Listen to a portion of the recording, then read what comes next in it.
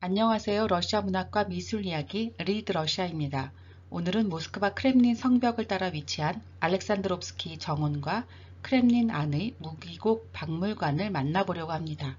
구독, 좋아요 꼭 눌러주시고요. 끝까지 함께 해주세요. 알렉산드롭스키 정원의 정문입니다. 모스크바의 한가운데에 크렘린 성벽을 따라 공원이 있다는 것은 부러운 일이죠. 게다가 이곳이야말로 크렘린을 제대로 볼 수 있는 산책로이기도 하고 관광객 말고 다양한 모스크바 사람들의 모습을 엿볼 수 있는 기회를 제공해 주기 때문에 그 부러움은 질투로 변하기도 합니다.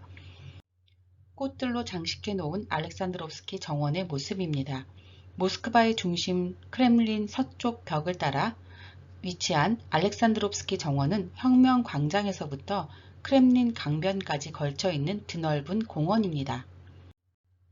1812년에 조성되었으며 위, 중간, 아래 부분으로 이루어져 있고 10헥타르에 달합니다. 이곳에는 크렘린의 쿠타피아 탑, 이탈리아 동굴, 그리고 오벨리스크 등 여러 기념물이 위치해 있죠. 또한 1812년 나폴레옹과의 전쟁과 대조국 전쟁, 즉 1941년 독소 전쟁을 말하죠. 대조국 전쟁을 기념한 기념비들도 존재합니다. 대표적인 것이 무명용사의 묘입니다. 이 묘는 1967년 건축가 드미트리 브루딘의 설계로 조성되었습니다. 이곳에서는 국가의 유력 인사와 대표단, 외국 원수들이나 대사관 대표들, 독소전쟁 참전용사 등이 매년 기념일이나 국경일에 무명용사의 묘에 헌화하는 식이 진행됩니다. 신혼부부들도 예식 후에 시내를 돌 때 여기에 헌화하는 것이 관례입니다. 지금의 러시아를 있게 해준 무명용사들에게 경의를 표하는 것이죠. 1997년부터 무명용사의 묘 옆에는 제1초소가 위치해 있으며 이곳에서 보초들의 교대식이 열리곤 합니다. 시간에 맞춰 가면 러시아 군인들의 멋진 모습을 감상할 수 있죠. 알렉산드롭스키 정원은 알렉산드르 1세의 명령에 따라 1820년부터 23년 건축가 오시프 이바노비치 보베의 설계로 조성되었습니다. 공원의 이름도 알렉산드르 1세의 이름을 따서 알렉산드롭스키 정원으로 붙여졌죠. 크렘린의 쿠타파야 탑이 있는 곳입니다. 가장 크고 웅장한 탑들 가운데 하나이죠. 크렘린의 성벽에는 그림에서 보듯이 모두 20개의 탑을 가지고 있습니다. 알렉산드롭스키 정원의 분수 모습입니다. 맞은편에는 식당과 카페, 기념품점들이 들어선 아케이드가 있습니다. 3마리의 말 동상이 있는 분수입니다. 역동적인 말의 모습이 잘 표현되어 있습니다. 이탈리아 동굴의 모습입니다. 일종의 저장고 역할을 했던 곳으로 한국의 서빙고와 비슷한 곳입니다. 이 크렘린 성벽을 따라 걷다 보면 크렘린의 명소 무기고가 나옵니다. 사진은 무기고의 정문 모습입니다. 무기고는 1720년부터 크렘린 무기고에 포함되었습니다. 1806년 무기고가 박물관으로 기능하면서 귀족들에게 공개되기 시작하였죠.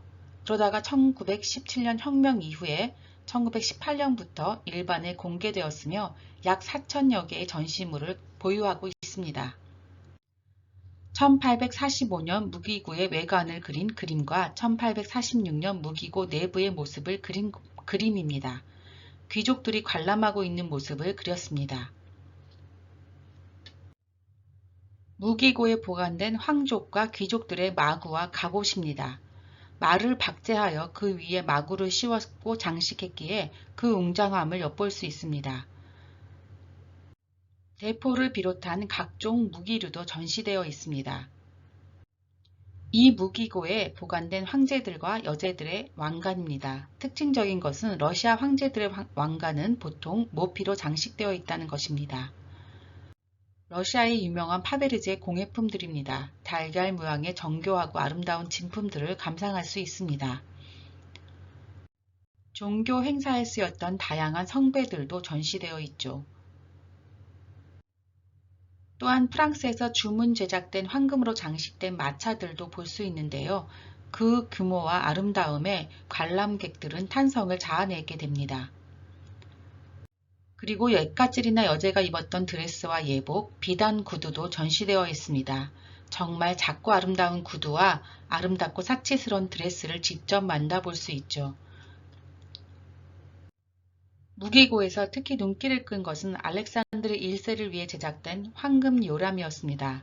1777년 12월 12일에 태어난 손자 알렉산드르 1세를 무척 사랑했던 에카제리나 2세에게 1779년에 선물된 것이죠. 당시 무기 제작으로 유명했던 툴라의 무기 공장에서 특별 제작되었으나 누가 이런 선물을 주었고 누가 제작하였는지는 알려지지 않았다고 합니다. 또한 에카제리나 2세는 알렉산드르 1세의 침대에 대해 알렉산드르는 요람도 흔들거림도 모르기 때문에 그의 작은 침대는 휘장이 없는 철로 된 침대이고 시트가 덮인 가죽 매트리스에서 베개를 베고 포근한 영국제 이불을 덮고 잔다라고 하는 기록이 있기 때문에 실제 요람으로 사용되었는지도 알려진 바가 없습니다. 이 요람은 요람으로서 뿐만 아니라 침대로도 사용할 수 있도록 제작되었지만 선물되었을 때는 알렉산드르 1세가 이미 1살 반이었기 때문에 흔들 요람이 필요하지 않은 시기이기도 했습니다. 이 요람은 겨울 궁전에 보관되어 있다가 1837년 12월에 대화재가 발생한 후 1939년 무기고로 옮겨졌으며 20세기 말에 복원을 거쳐 지금의 모습으로 전시되고 있습니다.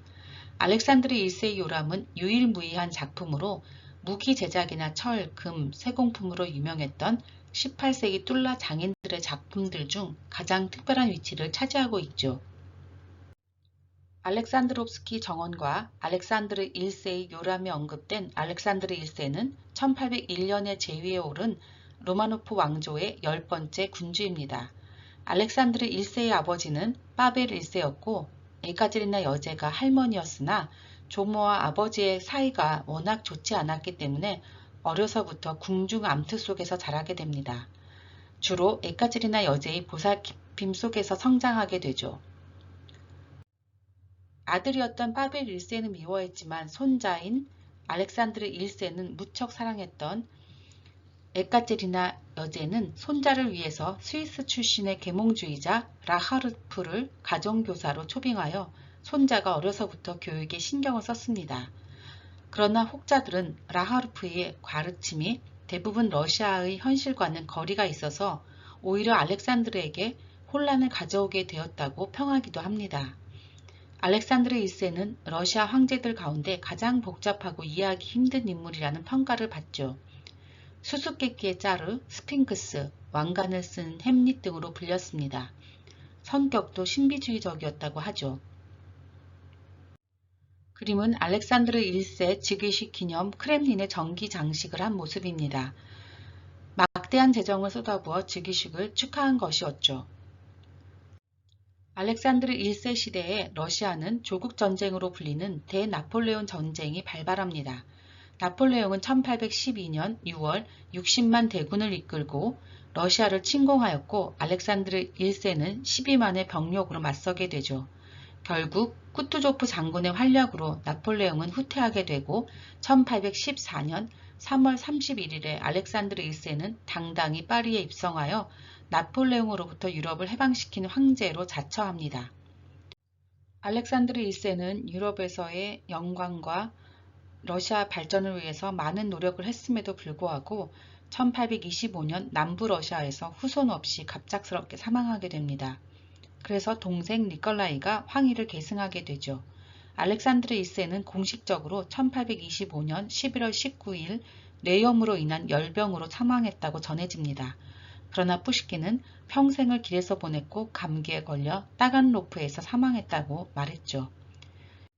이런 갑작스런 죽음은 유럽 원정에 참여하여 자유롭고 풍요로운 유럽을 경험하고 낙후된 러시아를 개혁하려는 의지로 가득했던 장교들이 주도한 최초의 귀족봉기 데카브리스트 난의 거사의를 앞당기게 되는 계기가 되기도 했습니다. 니콜라이 1세의 즉위식인 12월 14일을 봉기날로 정한 것이었죠. 니콜라이 1세는 이 봉기를 무력으로 진압하고 반동 정치를 펼치게 됩니다. 니콜라이 1세의 이야기는 다음 편을 참고해 주세요. 오늘은 크렘린의 알렉산드롭스키 정원과 무기고 알렉산드르 1세의 삶을 알아보았습니다. 러시아 문학과 미술 이야기 리드 러시아였습니다. 구독, 좋아요 꼭 눌러주시고요. 다음 시간에 또 만나요.